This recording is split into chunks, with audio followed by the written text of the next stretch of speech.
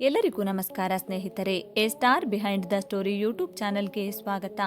ಕನ್ನಡದ ಅತಿ ಹೆಚ್ಚು ಸಂಭಾವನೆ ಪಡೆಯುವ ನಟ ಸ್ಟಾರ್ ಆಗುವ ಮೊದಲು ತೆರೆಮರೆಯ ಕೆಲಸಗಾರನಾಗಿ ಕೆಲಸ ಮಾಡುತ್ತಿದ್ದ ಯಶ್ ಪಡೆದ ಮೊದಲ ಸಂಬಳ 50 ರೂಪಾಯಿಗಳು.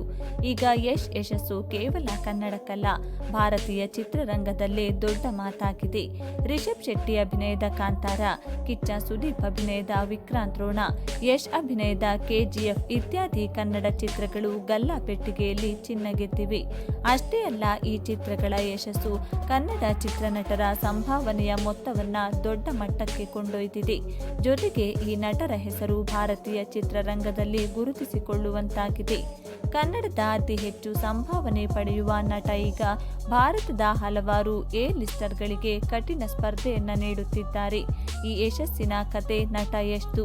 ರಾಕಿಂಗ್ ಸ್ಟಾರ್ ಪಡೆದ ಮೊದಲ ಸಂಬಳ 50 ರೂಪಾಯಿ ಆಗಿತ್ತು ಎಂಬುದು ನಿಮಗೆ ಗೊತ್ತೇ ಇದೆ. ಹೌದು, ರಾಜ್ಯ ರಸ್ತೆ ಸಾರಿಗೆ ಸಂಸ್ಥೆಯ ಚಾಲಕನ ಮಗ ಯಶ್ 16ನೇ ವಯಸ್ಸಿನಲ್ಲಿ ಚಿತ್ರಗಳ ತೆರೆಮರೆಯಲ್ಲಿ ಕೆಲಸ ಮಾಡಿ ಪಡೆದ ಮೊದಲ ಸಂಬಳ 50 ರೂಪಾಯಿಗಳು. ಚಿಕ್ಕ ವಯಸ್ಸಿನಿಂದಲೂ ನಟರಾಗಲು ಬಯಸಿದ್ದ ಯಶ್ ಇದಕ್ಕಾಗಿ ಶಾಲೆ ತೊರೆಯಲು ನಿರ್ಧರಿಸಿದ್ದರು. ಆದರೆ ಪೋಷಕರು ಓದು ಪೂರ್ಣಗೊಳಿಸಬೇಕೆಂದು ಒತ್ತಾಯಿಸಿದರು. ಕಡೆಗೆ 2003ರಲ್ಲಿ 16ನೇ ವಯಸ್ಸಿನಲ್ಲಿ ಸಹಾಯಕ ನಿರ್ದೇಶಕನಾಗಿ ಕೆಲಸ ಮಾಡಲು ಬೆಂಗಳೂರಿಗೆ ಹೋಗಲು ಯಶ್ ಪೋಷಕರು ಅವಕಾಶ ನೀಡಿದ್ದು ಮಗನ ಹಠಕ್ಕೆ ಮಣಿದು. ಆದರೆ ಯಶ್ ಕೆಲಸ ಮಾಡುತ್ತಿದ್ದ ಯೋಜನೆಯು ಕೇವಲ 2 ದಿನಗಳ ಚಿತ್ರೀಕರಣದ ನಂತರ ರದ್ದುಗೊಂಡಿತು. ಹೀಗಾಗಿ ತೆರೆಮರೆಯಲ್ಲಿ ಕೆಲಸ ಮಾಡಿ ಮೊದಲ ವೇತನವಾಗಿ ಯಶ್ ಪಡೆದದ್ದು 50 ರೂಪಾಯಿಗಳನ್ನ. ಈಗ ಸೂಪರ್ ಸ್ಟಾರ್ ಆಗಿರುವ ಯಶ್ ಚಿತ್ರವೊಂದಕ್ಕೆ 50ರಿಂದ 100 ಕೋಟಿ ರೂಪಾಯಿಗಳನ್ನ ಸಂಭಾವನೆಯಾಗಿ ಪಡೆಯುತ್ತಾರೆ. ಅದರಲ್ಲೂ ಮುಂಬರುವ ಚಿತ್ರ ನಿತೇಶ್ ತಿವಾರಿ ಅವರ ರಾಮಾಯಣಕ್ಕಾಗಿ 150 ಕೋಟಿ ರೂಪಾಯಿಗಳನ್ನ ವಿಧಿಸಿದ್ದಾರೆ ಈ ಸೆಲ್ಫ್ ಮೇಡ್ ಸರದಾರ. ಕನ್ನಡ ನಟರ ಸಂಭಾವನೆ.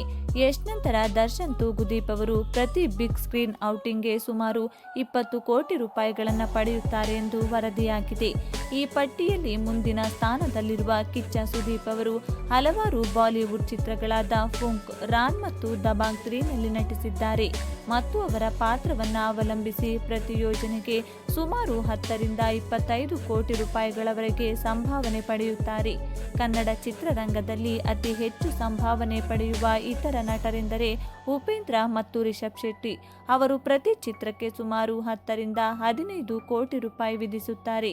ಶಿವರಾಜ್ ಕುಮಾರ್ ಚಿತ್ರವೊಂದಕ್ಕೆ ಸುಮಾರು 8 ಕೋಟಿ ರೂಪಾಯಿ ಸಂಭಾವನೆ ಪಡೆದರೆ ಧ್ರುವ ಸರ್ಜಾ 10 ಕೋಟಿ ರೂಪಾಯಿ ವಿಧಿಸುತ್ತಾರೆ ಎಂದು IMDb ತಿಳಿಸಿದೆ.